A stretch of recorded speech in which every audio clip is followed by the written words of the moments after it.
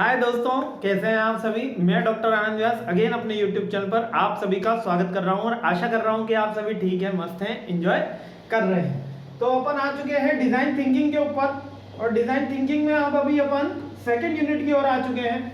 बहुत से बच्चों ने कहा है सर आगे की दोनों तीनों यूनिट का रिवीजन करा दीजिए, तो जल्दी से अपन रिवीजन करेंगे। इसके साथ आपकी केस स्टडी भी है इसके अंदर, एग्जाम के अंदर, और डिजाइन थिंकिंग में केस स्टडी बनती है। तो अपन आज सेकंड वीडियो या थर्ड वीडियो के एंड में अगर अपन देखेंगे, अगर इसके अंदर डिजाइन थिंकिंग का एक ओवरव्यू है केस स्टडी का, वो देखेंगे कि कैसे आती है केस स्टडी।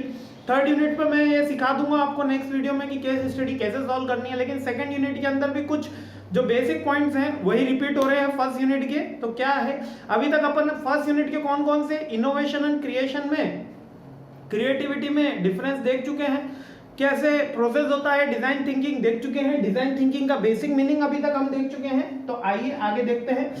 अगर आप MBA, BBA, BCom, UGC NET के स्टूडेंट हैं तो ये वीडियो आपके लिए इंपॉर्टेंट होने वाला है। और इसके साथ में यदि आप सीमेट की भी तैयारी कर रहे हैं तो डिजाइन थिंकिंग के एक दो क्वेश्चन आपके एग्जाम में मिल जाते हैं। मीन्स के ये एक ऐसा रहता है कि दो क्वेश्चन फ्री के रहते हैं, केवल इसका कंसेप्ट आपको क्लियर होना चाहिए। तो डिजाइन थिंकिंग का बेसिक मीनिंग क्या है कि अपन को एक डिजाइन यानी कि एक ऐसा प्रोडक्ट की डिजाइन तैयार करनी है कि वो किस शेप का होने वाला है, क्या वो किस शेप का होगा, क्या उसकी क्वांटिटी होगी, क्या कलर होगा, किस तरीके से पैकेजिंग होगी, क्या यूजेबिलिटी होगी। अब कोई बुक्स के अंदर यूजेबिलिटी को लेके बात नहीं होती, लेकिन आप ये बात याद रखिए कि यूजेबिलिटी भी डिजाइन थिंकिंग का ही पार्ट होता है कि डिजाइन को आपके कैसे थिंक करना है, किस तरीके का। आप यदि कोई मोबाइल फोन का डिजाइन बना रहे हैं तो कितने कैमरे वाला होना चाहिए, कितने कैमरे वाला फोन होना चाहिए, कौन से उसके अंदर फीचर होने चाहिए, किस ऑडियंस को टारगेट करना है, वो सब डिजाइन थिंकिंग का एक इंपॉर्टेंट पार्ट होता है।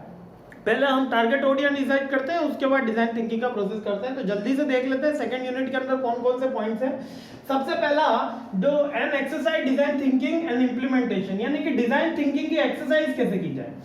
पहले तो डिजाइन थिंकिंग करनी है अपन को, डिजाइन सोचना है कि डिजाइन किस तरीके से आएगा। मैंने अभी आपको दो तीन शेप बताए। स्टार बनेगा हमारा, ये स्टार बनेगा, किस तरीके से हम 4 के थ्रू स्टार बनाएंगे, ठीक है, या किस तरीके से आपका कौन सा शेप रहने वाला है डिजाइन का, वो आपको डिसाइड करना है। अच्छा, ये कुछ टाइप दिए मैंने। बेसिकली अगर कार डिजाइन कर रहे हो, कोई ऑटोमोबाइल सेक्टर में डिजाइनिंग चल रही है, सीएस में कंप्यूटर की डिजाइन चल रही है, तो वो यूजर फ्रेंडली कितना है, यूजेबिलिटी कितना है, वो सारे।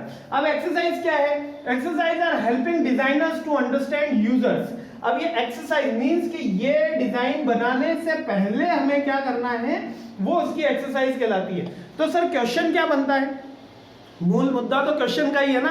क्वेश्चन ये बनता है कि डिजाइन थिंकिंग से पहले आपको कौन कौन सी एक्टिविटी करनी पड़ती है, या आपको डिजाइन थिंकर्स जो होते हैं उनको कौन कौन सी एक्टिविटी वो करते हैं, या आइडियल एक्टिविटी कौन कौन सी होती है। तो उसमें सबसे पहला कि वो अंडरस्टैंड करते हैं यूजर्स को, उसके बाद वो आइडेंटिफाई करते हैं चैलेंजेस एंड नीड, कि वो एक्चुअल में फिजिबल है क्या डिजाइन, कहीं किसी ने उस डिजाइन का ट्रेडमार्क तो नहीं ले रखा, कोई ऐसा तो नहीं कि सैमसंग केस कर रहा है एलजी के ऊपर कि भैया ये हमारे पास इसका ट्रेडमार्क था। Beside that they are designed the reframe the way we approach innovate the product while focusing on the end user. वापस क्या बात की गई कि जो डिजाइन थिंकर है वो हमेशा किसके बारे में सोचेगा, वो किसके बारे में सोचेगा, उसके साथ कुछ उसको दिमाग के अंदर कौन कौन से पॉइंट होंगे। पहला होगा एंड यूजर, मैं तो कहता हूं पहला होगा एंड यूजर, यानी कि वास्तविकता में उसका उपभोग कौन करने वाला है वो। उसके बाद होता है उसकी कॉस्ट, या आप कह सकते हो उसकी बजट, उसका बजट क्या होने वाला है, कोई प्रोडक्ट बनाएगा तो उसका बजट क्या होने वाला है। तीसरा उसकी यूजेबिलिटी या feasibility, feasible analysis. Feasible analysis क्या है कि वो प्रोडक्ट वास्तव में हम बना सकते हैं कि नहीं बना सकते। सबसे पहले हम एंड यूजर को टारगेट करते हैं, ठीक है। अब मैं उल्टा सिखाता हूं, बुक के अंदर ऐसे लिखा हुआ है कि पहले कॉस्ट एनालिसिस करो फिर उसको एंड यूजर को टारगेट करो, लेकिन वास्तविकता में आपको प्रैक्टिकल अप्रोच सिखा रहा हूं। कोई भी बिजनेस स्टार्ट करते हैं, क्योंकि ये वाला जो डिजाइन थिंकिंग का है एमबीए के स्टूडेंट को आनी चाहिए कि प्रोडक्ट आप जा रहे हैं तो डायरेक्ट प्रोडक्ट पे जब जा रहे हैं तो एंड यूजर पे आप देखते हैं कि हाँ मेरे को इनके लिए प्रोडक्ट बनाना है। प्रोडक्ट बना के उनके पास नहीं पहुंचा जाता। जैसे कि अगर मेरे को एक जगह से जयपुर से कहीं पे जाना है, मान लीजिए दिल्ली जाना है, तो पहले मैं रेलवे स्टेशन पे जब नाम टिकट मांगने जाऊंगा तो मेरे को बोलना होता है कि दिल्ली का टिकट दीजिए।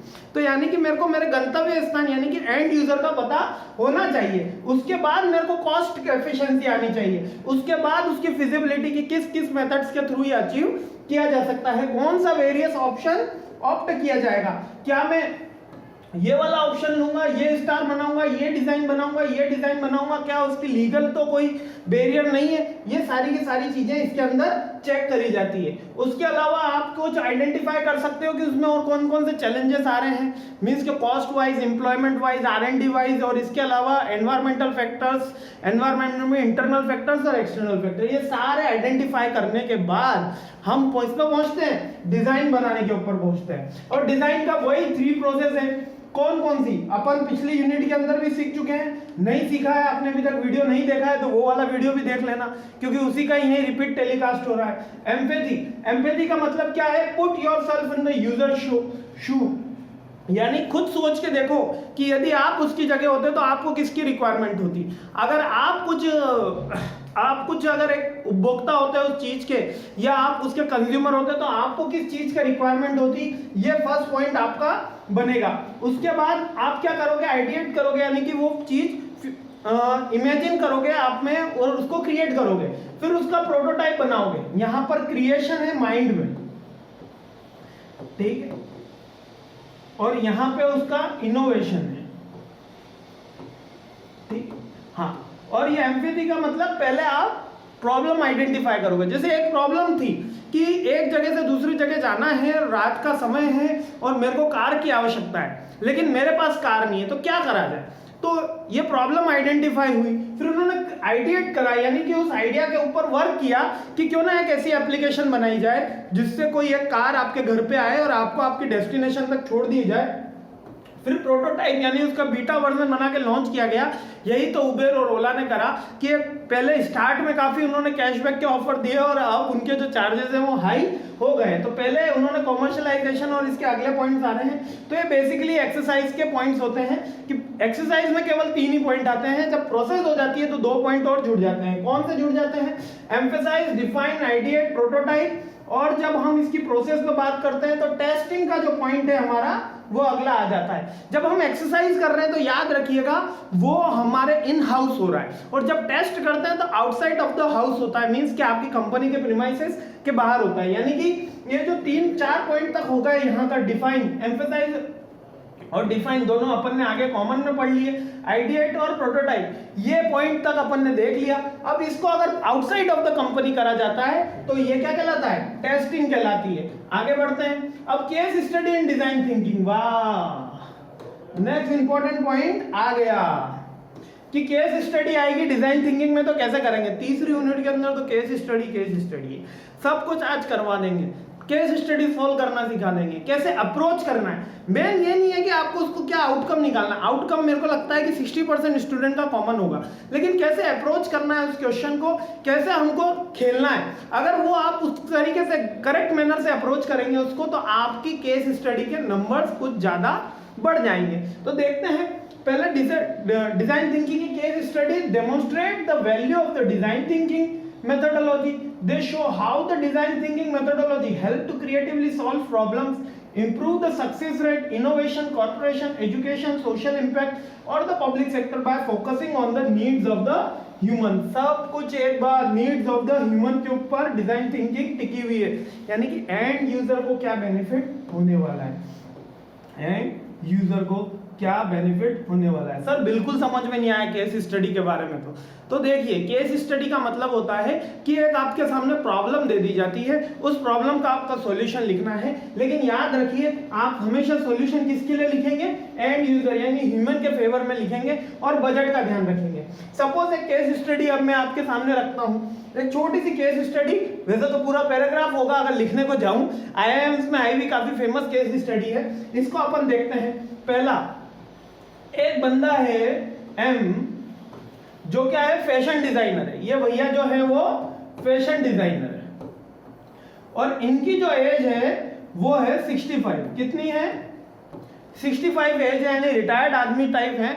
65 एज है लेकिन अभी भी कंपनी में काम कर रहे हैं और कंपनी में 30 इयर्स का एक्सपीरियंस है उनको। इस कंपनी का कितने इयर्स का, 30 इयर्स का कंपनी का एक्सपीरियंस है। और कितने साल कंपनी का नाम है ABC।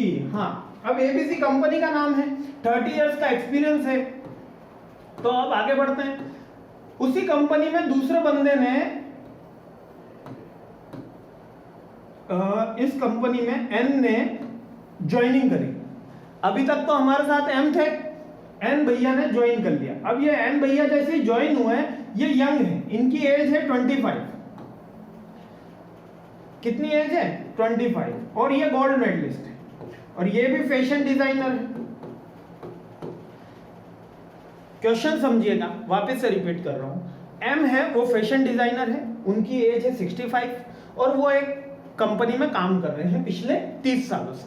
उसी कंपनी में नया यंग रिक्रूटर आया, उसकी एज है 25, वो गोल्ड मेडलिस्ट है, और उसने तुरंत कंपनी ज्वाइन करा। अब होता क्या था इस कंपनी में कि जो M प्रोडक्ट फाइनल करता था वो N को पसंद नहीं आता था, और जो N भैया प्रोडक्ट फाइनल करते थे वो M को पसंद नहीं आता था।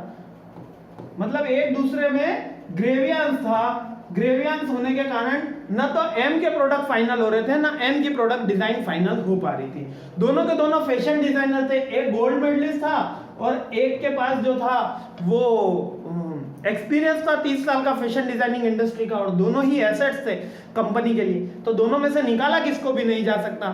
ऐसी केस स्टडी एग्जाम में आ जाती है और पूछा जाता है कि as a design thinking management team या एज ए मैनेजर आपका क्या पॉइंट ऑफ व्यू रहेगा, क्या आप M के साथ रहेंगे या आप N के साथ रहेंगे। तो इसमें हमेशा आपको याद रखना है कि हमको ऐसी केस स्टडी के अंदर पॉजिटिव स्टेटमेंट ड्रॉ करना है। अभी अपन ने ऑर्गेनाइजेशन का लाइन एंड स्टाफ पढ़ा था, आपको याद होगा, मैनेजमेंट कंसेप्ट में मैंने पढ़ाया था। तो हम क्या करेंगे, इन दोनों के बीच में एक सॉल्यूशन क्या है इस चीज का, इन दोनों के बीच में एक एक्सपर्ट की नियुक्ति कर देंगे, जिसको कौन सा स्ट्रक्चर बोला जाता है, लाइन एंड स्टाफ। एक स्ट्रक्चर की मिस्टर राम की नियुक्ति हो गई। जब यहाँ मिस्टर राम की नियुक्ति हो गई तो ये मिस्टर राम को M भी मानता है और N भी मानता है। थोड़ा सा समय बढ़ेगा, लेकिन मिस्टर राम को भी डिजाइन M दिखाएगा और N दिखाएगा। मिस्टर राम जो है वो फाइनलाइज करेंगे कि ये चीज हमको रखनी है या नहीं रखनी है। क्योंकि ग्रेवियंस क्या था, M और N की बनती नहीं थी। क्यों? क्योंकि एज डिफरेंस था।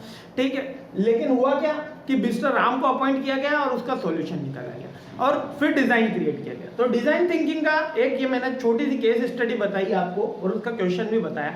तो केस स्टडी को अप्रोच करने का तरीका हमेशा क्या होना चाहिए, पॉजिटिव होना चाहिए। हमें कैसे अप्रोच करना है उसको, पॉजिटिव मैनर में, और कॉस्ट इफेक्टिव को आपको अप्रोच करनी है। ठीक है, थर्ड यूनिट के अंदर केवल केस स्टडी है, डिफरेंट सेक्टर्स की है, हेल्थ केयर है, बैंकिंग है, अपन वो भी देखेंगे। लेकिन अभी सेकेंड यूनिट में तो आई होप इतना ही, हाँ इतना ही है। अगर कोई डिफिकल्टी आ रही है, आपको कुछ चीज समझ में नहीं आई इसके टाइप के अंदर, एक्सरसाइज के अंदर, तो प्लीज लेट मी नो और मुझे जरूर बताइएगा कि आपको ये वीडियो कैसा लगा। Thanks for watching.